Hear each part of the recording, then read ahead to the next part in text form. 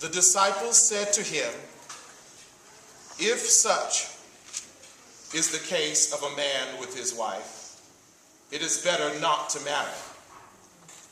But Jesus said to them, "Not everyone can receive this saying, but only those to whom it is given. For there are eunuchs who have been so from birth, and there are eunuchs who have been made eunuchs by man, and there are eunuchs who have made themselves eunuchs for the sake of the kingdom of heaven. Let the one who is able to receive this receive it." Church, let us pray. Dear God, thank you so much for the opportunity to share the calling that you have placed on my life.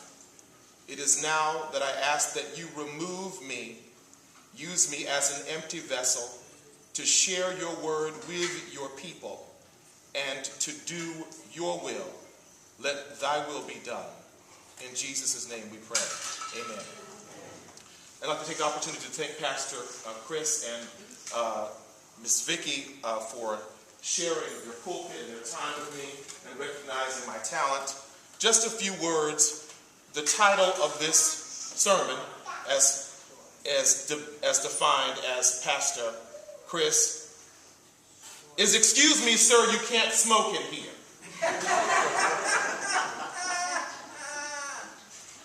According to Jack Rogers, who cited in his fabulous book, Jesus, the Bible, and Homosexuality, that even though Dobson, with his destructive group on focus on the family, had understood that in 1973, the American Psychiatric Association voted to no longer consider homosexuality a mental disorder, and the American Psychological Association took the same action in 1975.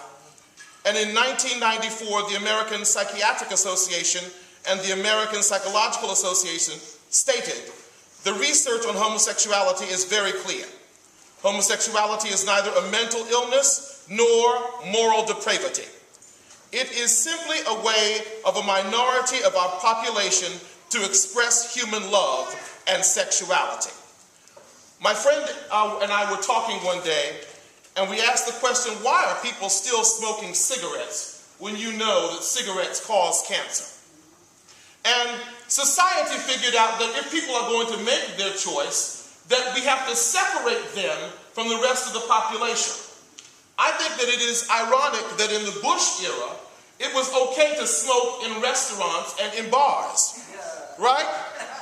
But we have progressed beyond that. I have seen people thrown out of bars and restaurants for smoking cigarettes. "Excuse me, sir, you can't smoke in here. You can't light that cigarette in here." Have you been in a restaurant and someone light a cigarette? You go, "Can you move? I'm not going to sit here. Let's get up and move." I argue that as the British so ironically called cigarettes what we, for a heinous derogatory term, called gay men, we have more respect for cigarettes than we do our own gay brothers and sisters. So I challenge all of you who are enlightened, as they say in Eastern philosophy, your third eye is open, to be as intolerant of cigarette smoke as you are of homophobia and hatred. That when we see it, we don't sit quietly. We say, "Excuse me, can you take your bigotry out of here? Excuse me, you can't do that in here. There are babies in here. There are babies in here. They can't have the cigarette smoke." And then you're shocked in 20 years when you get social cancer. I never thought that in 2000, that in 2016, that gay men and women and the LGBT community could get married. That was not a possibility in many of our minds. And I was in the theater. I never thought that it would be possible. Just like we thought there wouldn't be a day when you could not smoke inside of a restaurant or an airplane. Could you imagine there were smoking sections on airplanes at one time? Everybody remember that? That's kind of like having a urination section in a swimming pool. Right? Eventually, it's going to get to you. And just like we put waste in the toilet, I suggest we flush homophobia.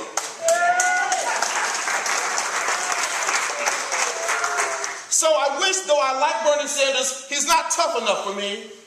I wish there was someone as radical on the left as there is for Donald Trump on the right. Because I would love to be that person if I were a multi-billionaire to stand up and say, I want to pass an ordinance for all bigots to be banned from America.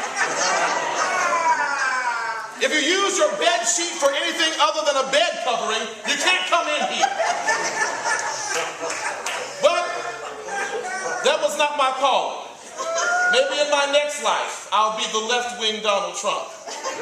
But right now, I will be content with being the artist, the activist that God has called me to be. God has shown me through metaphysical work, through Marianne Williamson's work, that the universe is self-correcting. That at one point, my mother, who is here with me today, did not understand or accept me as a gay man, and now fully loves and embraces me for who I am.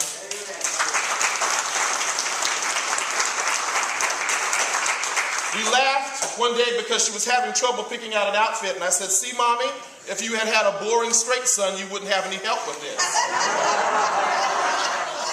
And she laughed and hugged my neck. So, fear not for the hate bill, too. Don't get so upset and discouraged. It's just motivation to vote Pat McCrory out of office. We just needed some motivation. I'm an actor, you needed motivation, okay? And so with that, I'm faithful, and I have witnessed that God's faithfulness is great.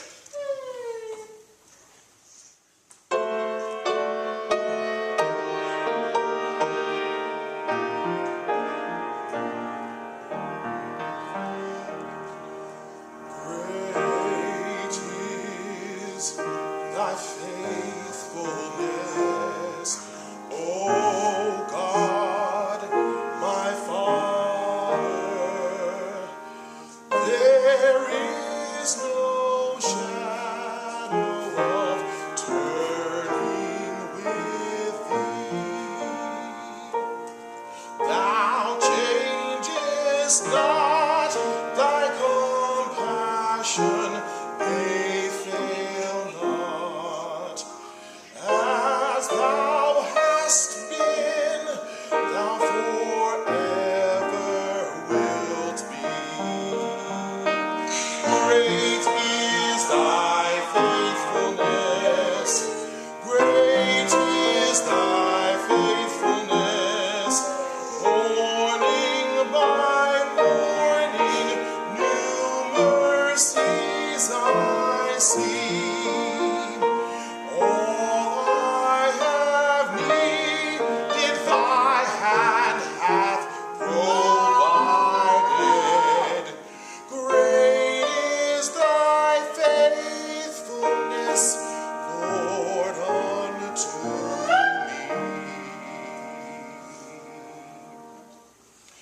Summer and winter, springtime and harvest, sun, moon, and stars in their courses above, join with all nature in manifold witness to thy great faithfulness, mercy, and love.